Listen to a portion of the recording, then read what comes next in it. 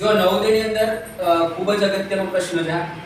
ક્રમિક સંખ્યાનો સરવાળો શોધવાનું કીધું હોય ને, પ્રાકૃતિક સંખ્યાની ક્રમિક અંકોનો સરવાળો તમને કીધો હોય, દાખલા તરીકે 1 થી જ કીધો હોય તો આ પ્રમાણે એની ગણતરી થાય છે. 1 થી કીધો હોય તો, પણ જ્યારે વચ્ચેથી કીધું હોય, દાખલા તરીકે 15 થી 25, 15 થી 45, 20 થી 50 આવું કીધું હોય તો આની સિસ્ટમ અલગ પડે છે. બરાબર, એની અંદર આ સૂત્ર તમને કામ લાગવાનું નથી. બરોબર છે, એ આખું અલગ આવશે. પણ જો ક્રમિક કીધું હોય ને તો તમારે આ પ્રમાણે એની ગણતરી થાય. જો 1 થી 52 સુધી આવતી ક્રમિક સંખ્યાઓનો સરવાળો શોધો, આવું આપણને કીધું છે. તો શું થશે?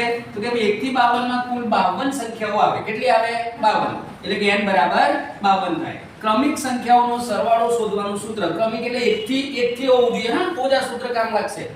તો સૂત્ર શું થશે? n કૌંસમાં n+1/2, n અને n+1/2 ની વચ્ચે અહીં આગળ ગુણાકારની નિશાની હોય, મતલબ ગુણાકાર કરવાનો છે.